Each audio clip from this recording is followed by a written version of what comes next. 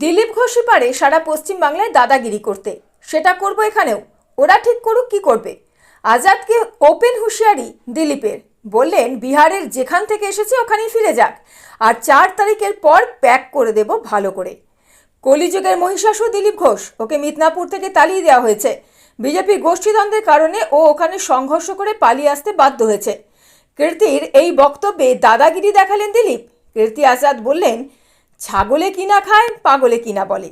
এরা বেশরম লোক, এদের ঘরে ঢুকতে দেবেন না। এরা গ্রামে গিয়ে যে কোনো মহিলার অপমান করতে পারে। বর্ধমান দুর্গাপুর লোকসভায় বিজেপি এবং তৃণমূল কংগ্রেসের প্রার্থীদের মধ্যে মৌখিক সংঘর্ষ জমে উঠেছে।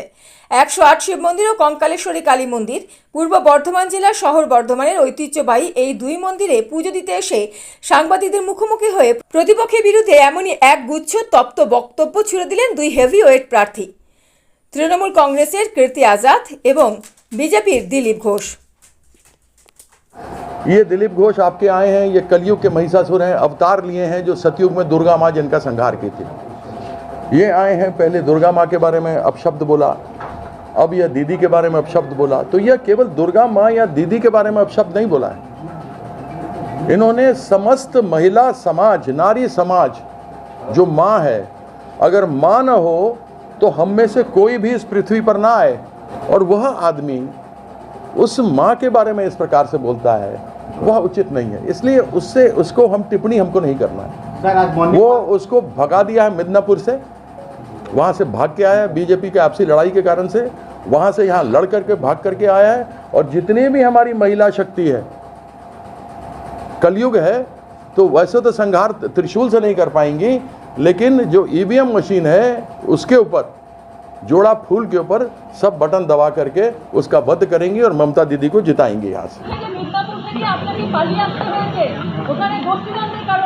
अरे जे पारे सब জায়গায় দাদাগিরি করতে পারে, দিলীপ ঘোষই পারে সারা পশ্চিমবাংলায় দাদাগিরি করতে, সেটা আমি করব এখানে। ওরা ঠিক করুক কি করবে, কে পালিয়েছে কে গেছে, উনি কেন পালিয়ে এসছেন, কীর্তি আজাদ কোথা থেকে পালিয়ে এসছে। যতদিন পদ্ম ফুল ছিল জিতেছে, তারপরে গোহারা হচ্ছে। চলুন, এখানকার লোকের সেবা করতে এসেছি। क्रिकेट उसके बाद फुटबॉल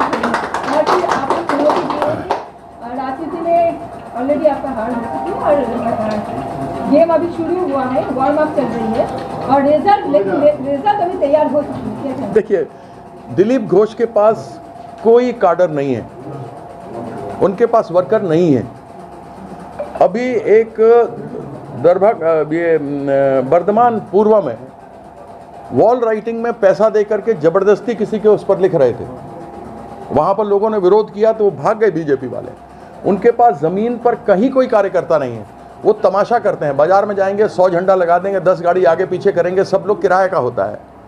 तो हम दिलीप घोष के बारे में बात नहीं करना चाहते, हम उससे पूछना चाहते हैं। हम इन सब चीज़ों पर नहीं जाएंगे कि मैदान तैयार हो रहा है तो क्रिकेट हो गया तो बोलना। मेरा उससे पूछना है, 5 साल तक तुम एमपी रहे मिदनापुर के, वहां से भाग करके आ गए, एक तो ये बता दो कि मिदनापुर में तुमने काम किया क्या। और बंगाल अस्मिता, बंगाल में कोई भी पार्टी सरकार में, अभी दीदी की है, हमको ये बताए कि जो नरेंद्र मोदी बंगाल का हक का पैसा 1,60,000 करोड़ जो अपने जेब में रखा हुआ है और नहीं दे रहा है, उसके लिए क्या लड़ाई उसने लड़ी। वह भी अपने नेता की तरह जुमलेबाज है, जैसे नरेंद्र मोदी जुमला मारता है, ये भी आके जुमला मार रहा है यहाँ, क्योंकि इसके पास करने के लिए कुछ नहीं है, ये बेकार बैठा हुआ है, इसके पास मक्खी मार रहा है ये बैठ करके, और दूसरा काम इसके पास नहीं है। इसलिए आप हमसे पूछिए कि हम को दीदी यहाँ भेजिए दुर्गापुर वर्धमान के लिए, हम क्या करेंगे, हमारे क्या सोच है। आप इन सब चीज़ों पर बात कीजिए जो लोगों तक पहुँचे कि हम क्या करना चाहते हैं, बनिस्पत की ये दिलीप घोष के टंटाल में हम फंसेंगे। प्रतिपक्ष है आपका, है तो है, लेकिन वह यह नहीं बता रहा है कि वो वर्तमान दुर्गापुर के लिए क्या करेगा, उसको बताना चाहिए ना। हमारा सबसे पहला काम होगा जो बंगाल का हक है, 1,60,000 रुपया, 1,60,000 करोड़ जो केंद्र सरकार अपने पास दबा के बैठा है, सबसे पहला हमारे ये होगा कि हम जा करके उस पैसे को निकालेंगे, उस पैसे को निकालेंगे, उसमें हमारा हिस्सा भी बनेगा, हमारे क्षेत्र का, इस संसदीय क्षेत्र का, वहाँ पर भी विकास आगे बढ़ेगा। दीदी इन सब के बावजूद वो आप देख लीजिए, उनकी 74 वारंटी चल रही है 100%। मोदी की सब गारंटी फेल है, चाहे 2 करोड़ नौकरी रही हो, चाहे 15 लाख टका, लोग बड़ा खुश है, 15 लाख टका आएगा, 15 लाख टका कौन से, सब वोट दे दिया उसको, और बाद में हुआ क्या, 15 টাকা না আয়া, টাই ফিস হয়ে গেল। ডায়লগ দিয়ে সময় কাটাচ্ছেন, উনি যান, লোকের কথা শুনুন। আমি কৃতি আজাদকে প্রশ্ন করতে চাই, বর্ধমান ইউনিভার্সিটিতে 100 কোটি টাকার আর কেলেঙ্কারি হয়েছে, ওনার পার্টির নেতারা যুক্ত, উনি জানেন কি?